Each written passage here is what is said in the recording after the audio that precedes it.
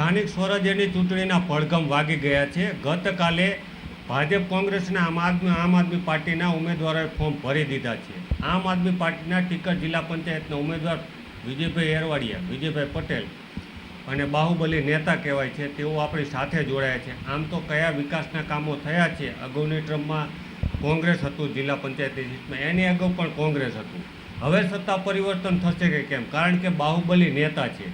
સાથે જ વાત કરીએ તો ટીકર ગામમાં તેઓ તાલુકા પંચાયતના ઉમેદવાર તરીકે પણ અગાઉ ચૂંટણી લડી ચૂક્યા છે અને જીતી પણ ચૂક્યા છે। સાથે જ તેમના ધર્મપત્ની સરપંચ તરીકે પણ સેવા આપી ચૂક્યા છે। એટલે ટીકરથી તેઓ ગામના લોકો સુપરિચિત છે। એટલે ટીકરમાં વિજયભાઈ એરવાડિયાને કોઈએ પરિચય કરાવવો પડે તેવી સ્થિતિ નથી। ખાસ કરીને વાત કરીએ તો ટીકરમાંથી જ આ વખતે તાલુકા, જિલ્લા અને જિલ્લા પંચાયતના 2 અને તાલુકા પંચાયતના ઉમેદવાર ચૂંટણી લડી રહ્યા છે। તાલુકા પંચાયતની સીટ પણ ટીકર જ છે, એટલે ખૂબ મોટું ગામ કહી શકાય। ગામની વસ્તી લગભગ 8,000ની આસપાસ છે, એટલે ખૂબ મોટું મતદાન છે। અને અહીંના વિકાસના કામો કેવા થયા છે અને હવે જે ચૂંટણી થઈ રહી છે તેમાં વિકાસના કામો કેવા થશે તેને લઈને જ આપણે આમ આદમી પાર્ટીના ઉમેદવાર છે વિજયભાઈ એરવાડિયા, તેઓની સાથે સંવાદ કરવાના છે। વિજયભાઈ, અત્યારે ચૂંટણી આવી રહી છે, કેવા વિકાસના કામો થયા અને હવે કેવા તમે કરશો? વિકાસના કામની જો વાત કરીએ તો અમારા ગામમાં એવું કોઈ નોંધપાત્ર કામ 30 વર્ષની અંદર, હું 30 વર્ષથી આ રાજનીતિમાં છું, 30 વર્ષની અંદર એકી સાથે 2-3 કરોડનું કામ થયું હોય એવો એક પણ દાખલો નથી। એક રોડ રસ્તા અંદર ગામના ક્લસ્ટરમાંથી કામ આવ્યું હતું। હું સરપંચ, મારા મિસિસ સરપંચ હતા ત્યારે 2,94,00,000 રૂપિયાનું ક્લસ્ટરમાંથી માનગઢ, ઘાટીલા અને ટીકરનું ક્લસ્ટરમાં અમારે સમાવેશ થયો હતો। એ મારા પ્રયત્નથી થયો હતો। અને એ પછીનું કે કોઈ મોટો પુલ હોય, કોઈ નાનો પુલ હોય, કોઈ સારા રસ્તા, જે અમારે જે મયુરનગરવાળો રસ્તો ઘણા સમયથી અમારી માંગ છે, નોન પ્લાનિંગ રસ્તો છે, એ અમને એનો નિરાકરણ હજી સુધી મળ્યું નથી। અમે અવારનવાર, કારણ કે હું બીજેપી હારે જોડાયેલો જ હતો એટલે હું તો રજૂઆત ઠેઠ લગી કરતો જ તો ને, કોઈએ એવું ધ્યાને લીધેલું નથી। તમે બીજેપી હારે જોડાયેલા તો શા માટે આમ આદમી પાર્ટીમાં? હવે અમારે આજથી કરી અને 9 મહિના પહેલાં હું આ આમ આદમી પાર્ટીમાં જોડાણો। મને અસંતોષ થયો હતો કે ભાઈ કોંગ્રેસમાંથી ગમે એને બધાને લઈ આવે, આખા તાલુકામાં, આખા જિલ્લામાં, આખા રાજ્યમાં આ લોકોની એક સ્ટ્રેટેજી છે કે જૂના કાર્યકર ક્યાં જવાના છે। એટલે આ લોકોને એવું કોઈ સંતમાય નહોતું કે આ વિજય હમો જઈને આવો, તાકાતથી હમો પડશે। એમને તો એમ હતું કે અત્યારે બોલે આપણે ડેમેજ કંટ્રોલ છેલ્લા દિવસોમાં કરી લેશું। હવે અત્યારે અમારે અહીંયા જે ટિકિટની વેચણી થઈ છે હળવદની અંદર, એમાં આપ જાણી શકો છો ઘણા બધા કોંગ્રેસમાંથી તત્કાલ લાવેલાઓને ટિકિટ આપી દીધી છે। જૂના ભાજપમાં ભડકો થઈ ગયો છે। આજે મારા ગામની અંદર એક પણ બીજેપીનો કાર્યકર રોકાણો નથી। અત્યારે તમામ ચૂંટણી તમે એમ માની શકો કે કોંગ્રેસના કાર્યકરો લડે છે। અમે તમામે તમામ અમારી તાકાત લગાવી અમે ચૂંટણી લડવા માટે ઉતરી ગયા છીએ। તમને લોકો શા માટે મત આપે? શું એવા કામનું વિઝન લઈને આવશો તમે? લોકો સામે જશો કે જે વિકાસના કામો નથી થયા એ તમે લોકોને પૂરા પાડશો? એટલે લોકો મત તમને શા માટે આપે? અમારે અહીંયા અત્યારે મોટા પુલનું કામ ચાલુ છે, ગોકળગાય ગતિએ કામ ચાલુ છે। કામ નથી ચાલુ એવું હું નથી કહી શકતો, પણ ઘણા વર્ષે એ કામ ચાલુ થયું છે। હું સરપંચ હતો ત્યારે આપના માધ્યમથી મેં ઘણું બધું કીધેલું છે। મેં 9 વાગે બોલાવેલા છે ગાબડું, જ્યારે આજથી 5 વર્ષ પહેલાં પડ્યું હતું ત્યારે, તો એ ગાબડું રિપેર કરીને જતા રહ્યા હતા।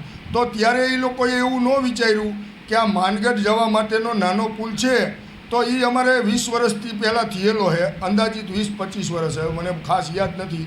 હવે એ પુલ એમને જો 5 મીટર ઊંચાઈ લઈને એ પુલ એક અમને કરી દીધો તો આવનારા ચોમાસામાં અત્યારે અમારા ગામ લોકોને, ઘાટીલાના લોકોને, માનગઢના લોકોને આવવા જવામાં કોઈ જ તકલીફ પડત નહીં। પણ હવે એ પુલે અમારે ચોમાસું આવે એટલે મેટલની ગાડીઓ પાથરી જાય છે અને આવી રીતે ચાલ્યા કરે છે। એટલે કોઈ મોટું કામ નોંધપાત્ર અમારા વિસ્તારમાં થયેલું મને જ જણાતું નથી। હવે ચોમાસું આવશે, વિદ્યાર્થીઓને તકલીફ પડશે સ્કૂલે જવાની। અમે દર વર્ષે કવરેજ પણ કરીએ કે વિદ્યાર્થીઓને આવી તકલીફ છે, એટલે આ ચોમાસામાં પુલ ન બને તો શું પરિસ્થિતિ સર્જાય? હવે તો ઓલા ખાટલાના તરાપા બનાવી અમે છોકરાઓની હેરફેર કરશું, કારણ કે અમે પાણીના તો બહુ માહિર માણસો છીએ, અમારું ગામ આખું કે પાણીથી અમે કોઈ બીતા નથી. અમે ખાટલા ઉપર તરાપા બનાવી છોકરાઓને અમે ભણવા લઈ જઈશું, લાવશું. હવે તમે ઉમેદવાર તરીકે જાય છે, તમારી સામે પણ ઉમેદવાર બાહુબલી જેવા જ ગણાય, કારણ કે કોંગ્રેસમાં થઈને 2 ટર્મ જીત્યા છે, તેમના ધર્મપત્ની ગતું છે. ભાજપ શું લાગે તમને? અમે અત્યારે અહીંયા પબ્લિકનો ટોન આપ પણ જાણી શકો છો, આપ ગામો ગામ ફરવાવાળા વ્યક્તિઓ છો, આપ મીડિયા કર્મીઓ છો, તમારી રીતે તમે જાણતા જ હોય હો, અને અહીંના ટોન તમને જોવા મળી રહ્યા છે. અને મારે તો મારા કામની રાજનીતિથી જ ચૂંટણી લડવાની છે, કે હું અહીંયા કોઈ પણ કામ હોય, મારા ગામની અંદર કોઈ મહા મુસીબતનું કામ હોય, હું તત્કાળ પહોંચી જાઉં છું, જ્યાં હોય ત્યાં મને ફોન આવે એટલે હું હાજર થઈ જાઉં છું. એના કારણે પબ્લિક મને મત આપશે. તમારી જિલ્લા પંચાયતના જે 4 ગામ તાલુકા પંચાયત છે, એમાં કઈ કઈ બેઠકો આવે અને એનો મતદારોનો શું મિજાજ છે? તમે પ્રવાસ કર્યો હોય. અત્યારે તમને જો સૌથી પ્રથમ વાત કરું તો ઈસનપુર 6 બેઠકની વાત કરું છું. અહીંયા મારે એક દીકરી મારી લડે છે, 22 વર્ષની, ઠાકોર સમાજની શિક્ષિત દીકરી લડે છે, અને બહુ મોટા પરિવારમાંથી આવે છે. એમના દાદા પણ સરપંચ હતા. હવે આવા જો દીકરીઓ જો ચૂંટણી લડવા તૈયાર થતી હોય તો આપ ટોન સમજી શકો છો. એટલે આ વખતે પરિવર્તન જરૂરી જ છે, ફરજિયાત છે, પરિવર્તન આવે જ. તમારા ગામમાં એવા શું કામ કરવાની જરૂર છે હજી કે જે નથી થયા ને હવે જરૂરિયાત ખરી? અમારા ગામમાં સૌથી પ્રથમ કામ કરવાની જરૂર, જૂના ઘાટીલા ઉપર જે કેનાલનું જે નાળું છે એ અડધું બનાવીને જતા રહ્યા છે. કેનાલ અત્યારે બિનજરૂરી ચાલુ રાખી છે. અત્યારે કેનાલ બંધ કરી અને નાલાનું કામ ત્વરિત ચાલુ કરે તો એ અમારે જૂના ઘાટીલા મોરબી જવા માટેનો રસ્તો ખુલ્લો થાય, જેથી કરી પબ્લિક પરેશાન થઈ છે. 3 વર્ષથી આ બંધ છે, ફરીને જાય છે, ફરીને આવે છે, 2 કિલોમીટરના ધક્કા છે. છતાંય અવારનવાર મીડિયામાં ઘણી રજૂઆતો કરી છે, પણ કોઈ ધ્યાને લેતું નથી. હવે અત્યારે કેનાલ બંધ કરશે. આ કેનાલ ચાલુ રાખવી હતી તો ખેડૂતોને કહેવું હતું કે ભાઈ અમે આ 30 એપ્રિલ સુધી ચાલુ રાખવાના છીએ, તો ખેડૂતો 2-5-10 વીઘાના તલ વાવત. ઉનાળુ તલમાં કોઈ ખર્ચો ન થાય અને ખેડૂતોને પૈસા વધે. શિયાળુ પાકમાં માપના પૈસા વધે ને ચોમાસું પાકમાં તો ફલોફલ જ થાય ખેડૂતને. હું ખેડૂતનો દીકરો જ છું.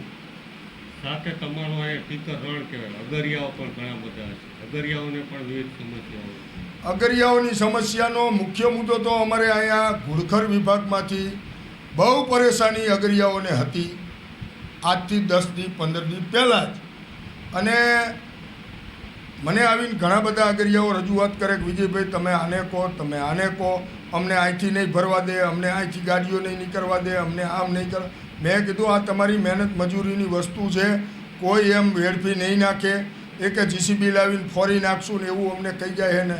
આ મેં કીધું તમારે ગમે ત્યારે તકલીફ પડે મને બોલાવજો, આપણે એમને રજૂઆત કરશું, સારી ભાષામાં વાત કરશું કે ભાઈ આ એમનામ પાકેલું મીઠું નથી. આજ અગરિયાના અમે તો શમશાને ઘણીવાર અમારે તો સંબંધીઓ અવરા ખરાબ કંઈ બનતું હોય તો જતા હોય, ઢીચણથી નીચેના પગ એમના સળગતા, લગભગ અગ્નિદાહ દીધા પછી બીજી 3-4 કલાકે એમના પગનું અગ્નિદાહ થાય છે, કારણ કે એટલા મીઠામાં રહીને એના હાડ થઈ જાય છે અને એ લોકોને પરેશાન કરે.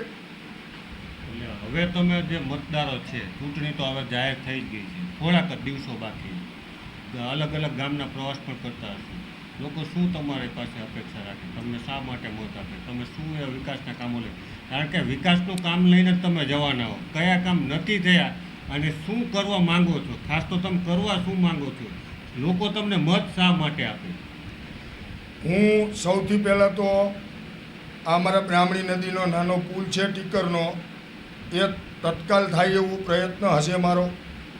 બીજું આ ઘાટીલાવાળું નાલું બનશે. હવે તો આ 26 તારીખ લગી ચૂંટણી છે, એટલે કોઈ આગેવાનો, કોઈ અધિકારીઓ નવરા તો હશે નહીં, એટલે કોઈ રજૂઆત કરવાય નવરા હશે નહીં. એટલે આ 26 તારીખ પછી હું સૌથી પહેલું એ જૂના ઘાટીલાવાળું નાલું હાથમાં માગું, જેથી કરી આ 15 ગામને જે અગવડતા પડે ને એ સૌથી પહેલી મારે પ્રાધાન્ય એનું દેવાનું. તો આ હતા વિજયભાઈ પટેલ, આમ આદમી પાર્ટીના ઉમેદવાર, જેઓ વિવિધ સમસ્યાઓને લઈને એગ્રેસિવ છે, રજૂઆત કરશે અને સરકાર બનશે તો સૌથી પ્રથમ આવા કામોને પ્રાયોરિટી આપશે. કારણ કે જે પ્રકારે આપણે વાત કરી કે બ્રાહ્મણી નદી પર જે પુલ છે, આપણે દર વર્ષે કવરેજ કરી છે કે સ્કૂલ બસ કઈ રીતે નીકળે, છોકરાઓ કઈ રીતે અભ્યાસે જાય. ડૉક્ટરની વાત કરીએ તો હોસ્પિટલની શું હાલત છે, રોડ રસ્તાની શું હાલત છે, આ તમામ આપણે જોયું. અત્યારે આપણે અવાડાની પણ હાલત જોઈ. પણ આ બધી સમસ્યાઓ છે. મતદારો કોને મત આપશે એ તો આવનારો સમય બતાવશે, પણ લોકો પરિવર્તન ઈચ્છે છે તે નિશ્ચિત છે.